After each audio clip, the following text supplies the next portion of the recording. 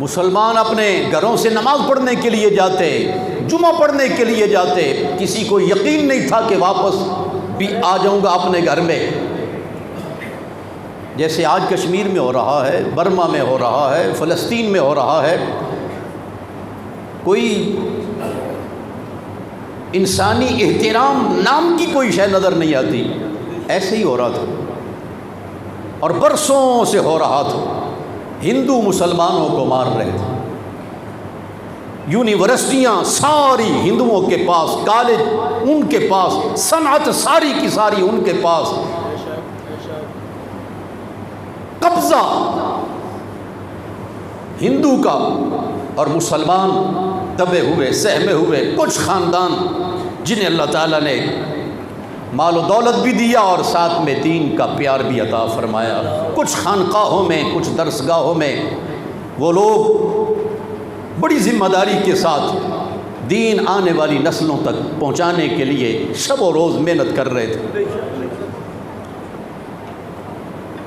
انگریز بھی اسلام کو دبانے کے لیے اور ہندو اور سکھ بھی اسلام کو دبانے کے لیے اپنے پورے وسائل کو بروئے کار لاتے ہوئے ہر ہنر آزما رہے ہیں۔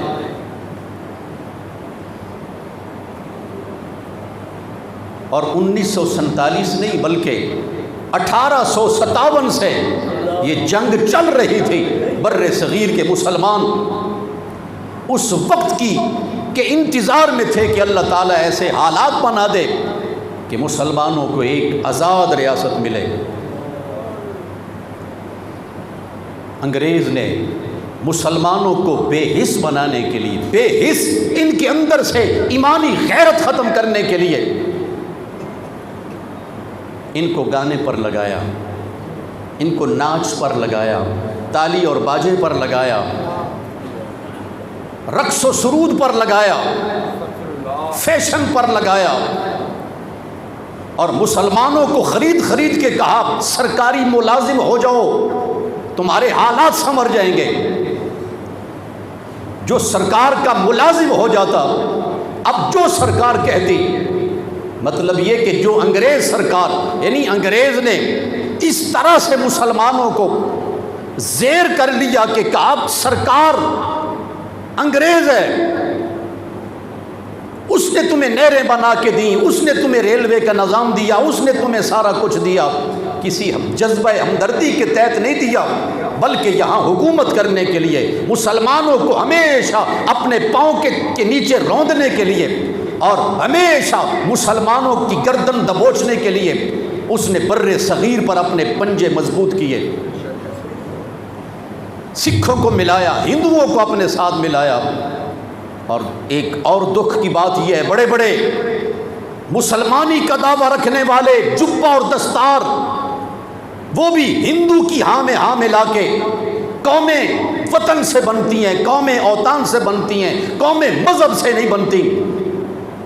اقبال جیسا انتہائی فقیر منش آدمی بھی بڑے دکھ کے ساتھ کہنے لگا، عجب ہنوز نہ داند رموز دیں ورنہ ز دیوبند حسین آمد اینچے بل عجبیز۔ اجمی لوگ ابھی تک دین کی رمزوں سے واقف نہیں ہوئے، ورنہ دیوبند کا یہ حسین آمد ممبر پہ چڑھ کے اچھلتا ہے اور کہتا ہے ملت وہ قوم سے بنتی ہے، وطن قومیں اوطان سے بنتی ہیں، مذہب سے نہیں بنتی۔ چہ بے خبر از مقام محمد عربیز، مصطفیٰ کے مقام سے بے خبر کس طرح وہ ممبر کے اوپر اچھل رہا ہے۔ اللہ اکبر۔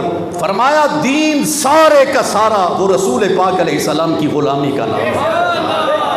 سیدی مرشدی، سیدی مرشدی، تاجدار حق نبوت، تاجدار حق نبوت۔ اللہ اکبر۔ ومصطفیٰ ورساں خیش را کے دی ہماؤس گربہو نہ رسیدی تمام بو لہبی۔ فرمایا سارے کے سارے مصطفیٰ کے قدموں سے لپٹ جاؤ، سارا دین مصطفیٰ کی غلامی ہے، دین سارے کا سارا مصطفیٰ کی نوکری ہے۔ گربہو نہ رسیدی تمام بو لہبی۔ اگر یعنی وہاں سے دیوبند سے یہ آواز اٹھ رہی ہے قومیں اوطان سے بنتی ہیں۔ اقبال نے کہا ہوش کے ناخن لو، اگر قومیں اوطان سے بنتی ہیں مصطفیٰ نے مکہ کیوں چھوڑا؟ کوئی نہیں سمجھ آئی آپ کو؟ اگر مل جل کر رہنا اسی کا نام وطن ہے اور اسی کا نام قوم ہے تو مصطفیٰ کریم علیہ السلام مکہ جیسا شہر چھوڑ کے خاندان چھوڑ کر چلے گئے کہ ہمارا وہی ہے جو اللہ وحدہ لا شریک کا بندہ ہے اور مصطفیٰ کریم علیہ السلام کا نیاز مند امتی ہے. ہمارا وہی ہے ورنہ اور ہمارا کچھ بھی نہیں. ایک اور کہہ لیں اس کو میں دکھ کی بات ہی کہہ سکتا ہوں، آج تاریخ میں آپ کو ان لوگوں کے نام کم ملیں گے جنہوں نے دین کو صحیح معنوں میں دین سمجھا اور دین کے نوکر اور غلام ہو کے رہے. آج آپ کو تاریخ پاکستان میں خواجہ قمر الدین سیلوی کا نام نہیں ملے گا، آج آپ کو بابو جی کا نام نہیں ملے گا، آج آپ کو پاکستان کی تاریخ میں قائد ملت اسلامیہ مولانا شاہ محمد نورانی کے والد مولانا عبدالعلیم صدیقی میرٹھی کا نام نہیں ملے گا، مجاہد ملت مولانا عبدالستار نیازی کا نام آپ کو کوئی نہیں ملے گا. ہاں ان کے نام ملیں گے جو انگریز کے بھی وفادار رہے اور ہندو کے بھی وفادار رہے، ان کا نام آپ کو ملے گا پاکستان کی تاریخ میں. یہ دنیا کی تاریخ ہے، جو مرضی اس میں انسان من مانیاں کر لے، ایک تاریخ رب بنا رہا ہے. رب کی تاریخ کو مٹا کوئی نہیں سکتا. یہ دنیا کی تاریخ اس میں ہیرا پھیری چلتی رہتی ہے. رہیں گے وہ جن کا تعلق مدینے والے کے ساتھ ہے.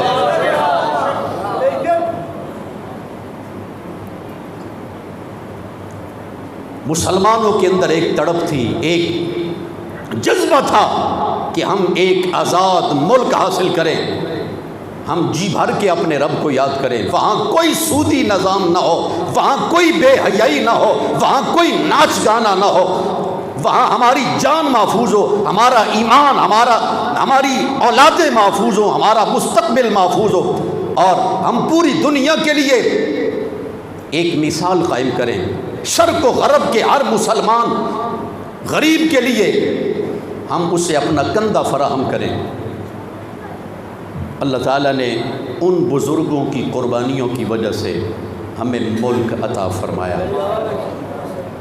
آج جو نوجوان نسل بوں بوں بجا رہی ہے، تالیاں بجا رہی ہے اور موٹر سائیکل پر شاں شاں ہو رہی ہے اور سرکاری اداروں میں صرف پرچم کشائی ہو گئی، بس انہوں نے سمجھا کہ ہم نے حق ادا کر دیا، یہ سب خیانت کر رہے ہیں، یہ سب غداری کر رہے ہیں.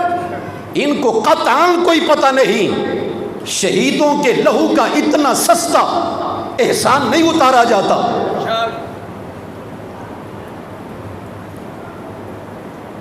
جب تحریک چل رہی تھی اور زوروں پر تھی،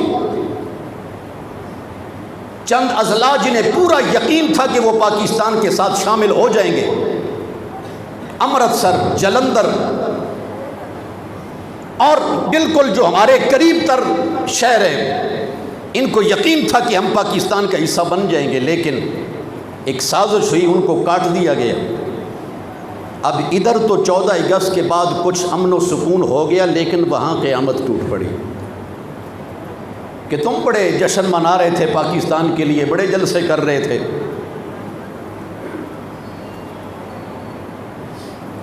ہر گلی میں.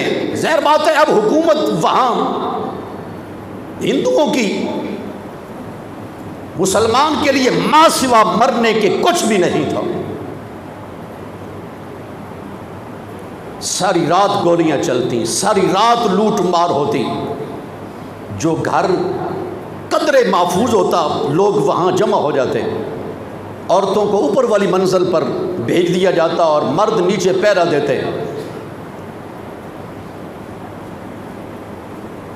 اب ایک ریاست کے ساتھ کیسے لڑا جا سکتا ہے جب لڑتے لڑتے مرد ایک بھی زندہ نہ بچتا تو کوئی ایک مرد آواز دیتا، میری بہنوں بیٹیوں اب اللہ کے سپرد. اب کوئی مرد نہیں رہا جو تمہارے سر کو ڈھانپ سکے، اب ہم تمہیں اللہ کے سپرد کرتے. مسلمان عورتیں تیسری منزل سے کود کر سر زمین سے ٹکرایا اور یوں کر کے اپنی عزت پر حرف نہیں آنے دیا. کنووں میں چھلانگ لگا کے، دریاؤں میں چھلانگ لگا کے مسلمان عورت نے اپنی عزت کو بچایا۔ اس وقت مسلمان عورت کی عزت کو خطرہ ہندو سے تھا، اور آج ہندو سے زیادہ مسلمان سے خطرہ ہے۔ اس مسلمان کو کیا کہیں، بلکہ قدرت اللہ شہاب نے جو تاریخ لکھی پاکستان کی، اللہ اکبر، خون کے آنسو انسان روئے تو بھی حق ادا نہیں ہوتا۔ کہا لوٹے پٹے لوگ آئے کیمپوں میں، لباس کوئی نہیں، خوراک کوئی نہیں، تن ڈھانپنے کے لیے کپڑا کوئی نہیں۔ بڑے بڑے سیٹھ، بڑے بڑے پیسے والے لوگ وہاں دیگیں بھر بھر کے لے کے جاتے، کسی خدمت کے جذبے سے نہیں۔ وہ بھیڑیے، وہ خبیث لوگ، وہ بے شرم لوگ کھانے لے کے جاتے اور وہاں ان قافلوں میں خوبصورت عورتیں تلاش کرتے۔ اگر میں کہوں کہ ایسے سیٹھ لوگوں اور ایسے بے شرم لوگوں پہ لعنت ہو اللہ تعالیٰ کی، وہ کل بھی بھیڑیے تھے، وہ آج بھی بھیڑیے ہیں۔ برخوردار بھی ابھی سنا رہے تھے، جو 50 لاکھ تنخواہ لے اور اس کو بل بھی ادا نہ کرنا پڑے اور اس کو کوئی ٹیکس بھی ادا نہ کرنا پڑے۔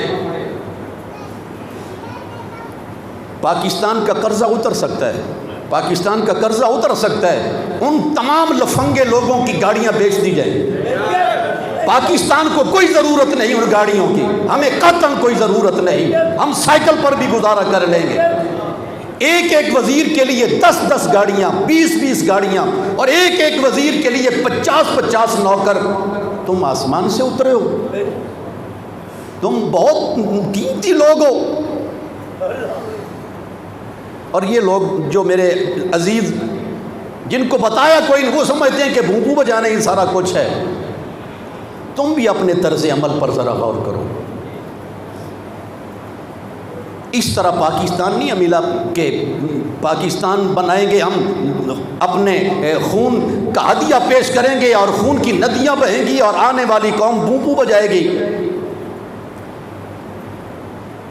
تم اپنے اسلاف کے طرز عمل کو یاد رکھو، اپنی نظر کو پاک کرو۔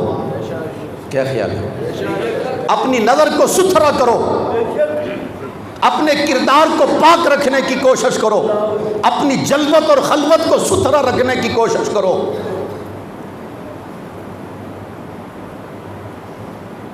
بہاولپور اسلامیہ یونیورسٹی وہ تو ایک کہہ لیں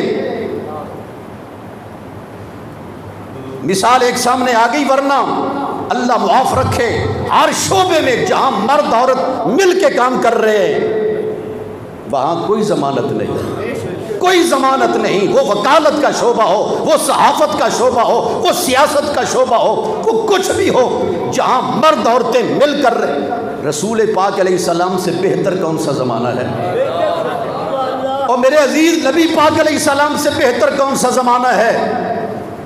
جب مرد عورت سب کو ضرورت تھی کہ وہ اللہ تعالیٰ کی عبادت کا طریقہ سمجھے، نبی پاک علیہ السلام نے سب سے پہلی صفوں میں مردوں کو پیچھے، بچوں کو، عورتوں کو سب سے پیچھے، عورتوں کو سب سے پیچھے، وہ سب کے بعد آئیں اور سلام پھرے تو سب سے پہلے اپنے گھروں میں چلی جائیں۔ یہ اس وقت تھا جب تک ان کو نماز کے فرائض، قیام، رکوع، سجدہ سے پورے طور پر ابھی آگاہی نہیں تھی۔ ایک وقت تک کے لیے انہیں اجازت تھی، پھر کہا گیا کہ عورت کے لیے سب سے بہتر، فرمایا سین سے بہتر ہے برآمدے میں نماز پڑھے، برآمدے سے بہتر ہے کہ کمرے میں نماز پڑھے، اس سے بہتر ہے کہ اس سے اگلے کمرے میں نماز پڑھے۔ اور آج ہمیں یہ بتایا جا رہا ہے کہ اگر تم ترقی کرنا چاہتے ہو عورتوں کو نکلنا چاہیے۔ ہم تعلیم کے بالکل مخالف نہیں ہیں، لیکن فرنگی نظام تعلیم کو جوتے کی نوک پر رکھتے ہیں۔ ہماری بچیاں پڑھیں، لیکن پڑھیں اس طرح جس طرح مصطفیٰ کریم نے اپنی بچیوں کو پڑھایا ہے۔ سیدی مرشدی، توجہ ٹائم کم ہے، ایک اسمگلر تھا، ادھر کی چیزیں ادھر، ادھر کی چیزیں ادھر، جس طرح چوروں کے طریقے ہوتے ہیں۔ انڈیا بارڈر کے بالکل پاس، ظاہر بات ہے چور، وہ کہتے ہیں کہ 100 دن چور کا اور 1 دن مالک کا۔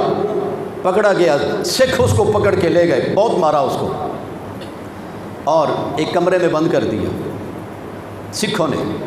کھڑکی تھی، کھڑکی کے اندر سریے لگے ہوئے ہیں، جس طرح یہ جیلوں میں ہوتا ہے، سریے ہوتے ہیں، آپ بات کر سکتے ہیں، بندہ نکل نہیں سکتا۔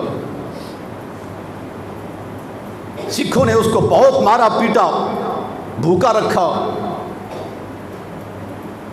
صبح ہوئی، وہ سکھ کسی کام سے اپنے، جس طرح لوگ اپنے کام کو چلے جاتے ہیں، دروازے کو تالا لگا کے چلے گئے۔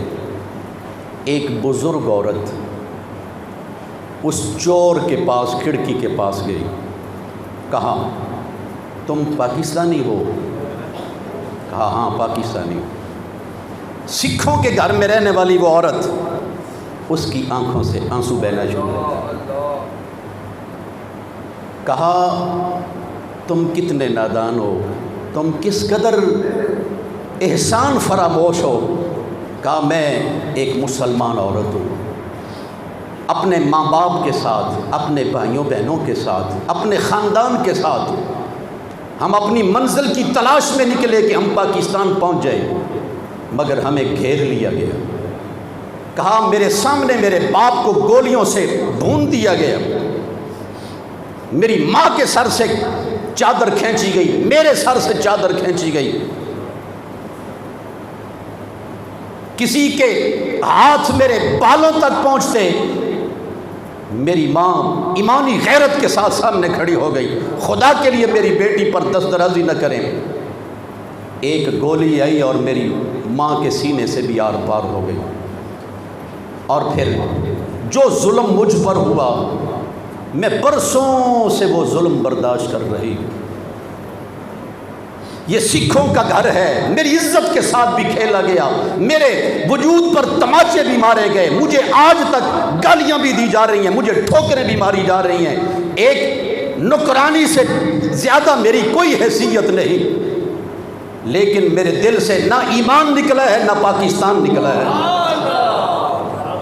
تم اس پاک سرزمین پر رہ کے چوریاں کرتے ہو، ڈاکے لگاتے ہو۔ حاضرین ذی وقار، یہ ایک داستان آپ کو سنائی ہے، ایسی ہزار داستانیں، ہزار داستانیں۔ یہ ملک کتنی قربانیوں کے، اللہ اکبر، 1 لاکھ کے قریب ہندو اور سکھ مسلمان عورتوں کو اٹھا کے لے کے گئے، 1 لاکھ مسلمان عورتیں اٹھائی گئیں۔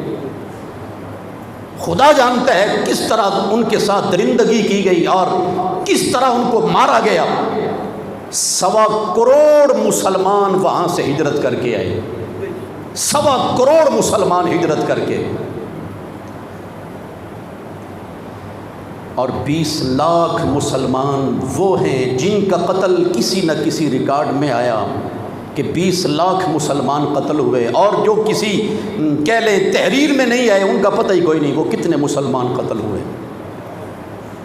آج ہندو سے زیادہ خطرہ نہیں، آج ہندو سے زیادہ جو ہمارے سیاستدان مسلط ہیں ہم پر، ہمیں ان سے زیادہ خطرہ ہے، ہمیں ججوں سے خطرہ ہے، ہمیں صحافت والوں سے خطرہ ہے۔ اور اللہ معاف فرمائے، بعض جرنیل ایسے ہیں مدت ملازمت مکمل کی تو بغیر دفع ہو گئے۔ یہ جملہ شاید کسی کے مزاج پہ ثقیل گزر رہا ہو، ساری زندگی کھایا یہاں سے ہے، ہمارے ٹکڑوں پہ پلتے رہے ہو تم، اور آج باہر کیوں دفع ہو گئے؟ مرو اس سرزمین کے لیے۔ تم بیمار ہو جاؤ تو تمہارے لیے دوائیں باہر سے ہیں، تم باہر چلے جاؤ، اور یہاں پاکستانی ایڑیاں ادھر رگڑ رگڑ کے مرے، تم کیا ہو؟ کون سے تمہارے احسانات ہیں اس قوم پر؟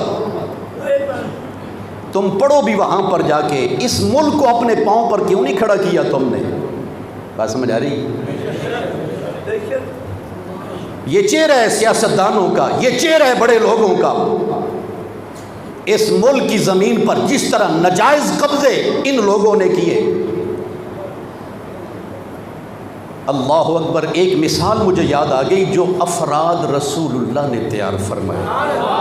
جب نبی پاک علیہ السلام 3 دن آپ کے اس دنیا میں ظاہری طور پر باقی ہیں، فرمایا ابو بکر سے کہو نماز پڑھیں، لوگوں کو نماز پڑھیں۔ اور جناب ابو بکر کون ہے؟ ذرا یہ بھی سمجھ لیں، آپ نے وصال سے پہلے اپنی صاحبزادی ام المومنین جناب حضرت عائشہ صدیقہ سے فرمایا بیٹی ہمیں ایک پیالہ دیا گیا بیت المال سے جس میں ہم دودھ پئیں، جس میں ہم پانی پئیں، جس کو اپنی ضرورت کے لیے استعمال کریں، اور ایک یہ چادر ہے میرے پاس، یہ بھی مجھے بیت المال سے ملی ہے، اور ایک اونٹنی ہمیں دی گئی کہ ہم اپنی ضرورت کے لیے اس کا دودھ دو لیں۔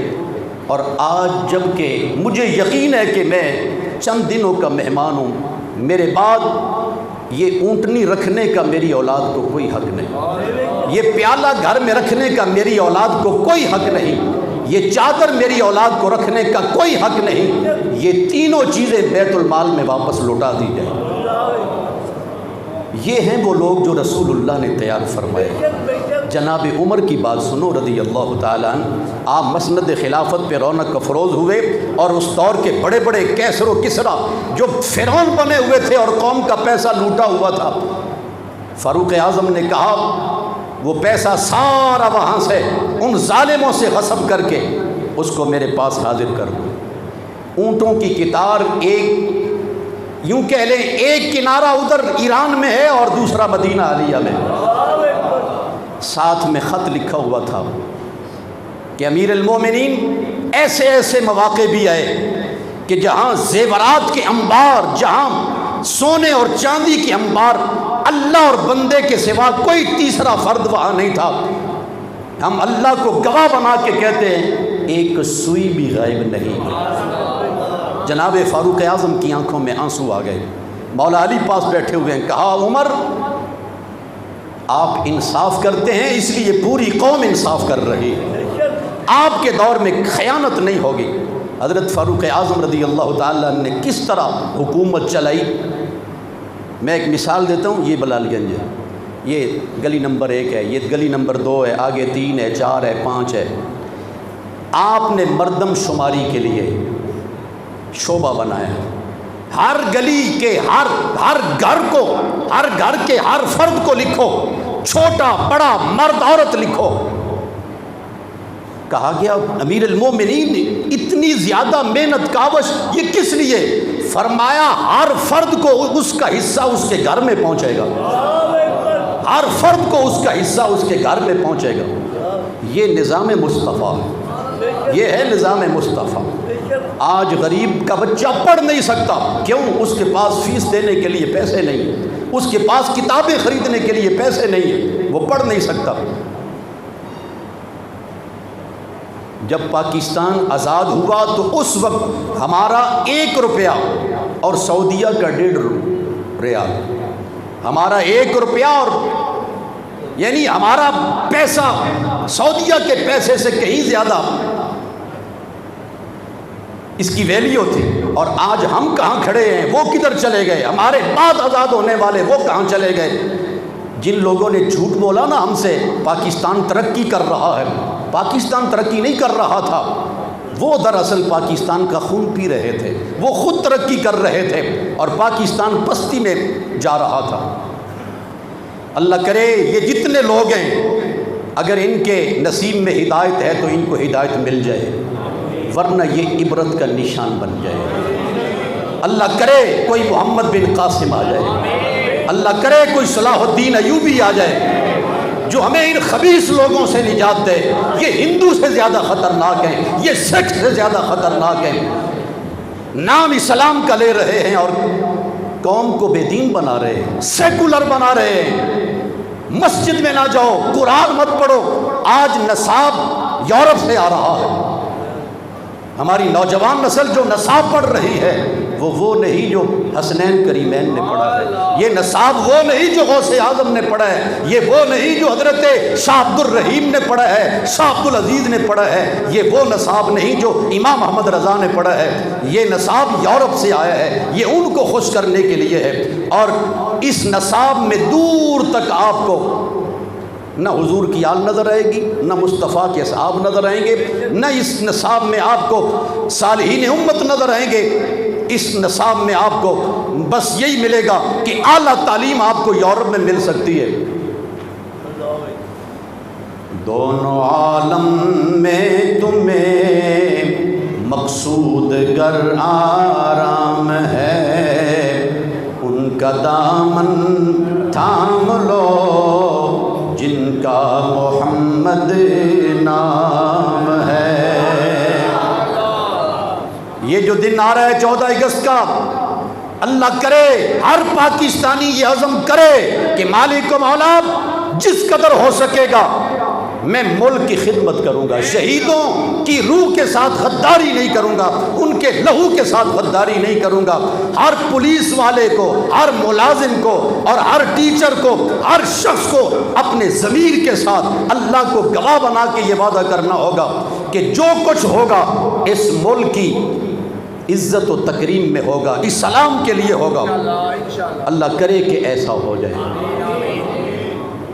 اس ادارہ کے بانی حضرت شیخ الحدیث مولانا حاجی محمد علی رحمۃ اللہ تعالی علیہ، ان کے حقیقی بھائی محترم غلام علی شہید، جنہوں نے 18 سال کی عمر میں اس وطن کے لیے جام شہادت پیا۔ ہم اپنے لیے یہ اعزاز سمجھتے ہیں ہم شہیدوں کے خاندان سے، اس وطن کے لیے کچھ کہنا یہ ہمارا حق بنتا ہے۔ 14 اگست کو انشاءاللہ العزیز تمام شہدائے پاکستان کے لیے، تمام شہدائے اسلام کے لیے، اور خاص طور پر حضرت محترم غلام علی شہید علیہ الرحمہ، جنہوں نے عین عالم شباب میں جام شہادت پیا اس ملک کے لیے، ان کے لیے 9:30 بجے، یاد رہے گی بات، یہاں جامع رسولیہ میں ٹھیک 9:30 بجے صبح قرآن خوانی اور 10:15 کے قریب دعائے خیر۔ احباب کوشش فرمائیں شرکت کی سعادت۔ جزاکم اللہ۔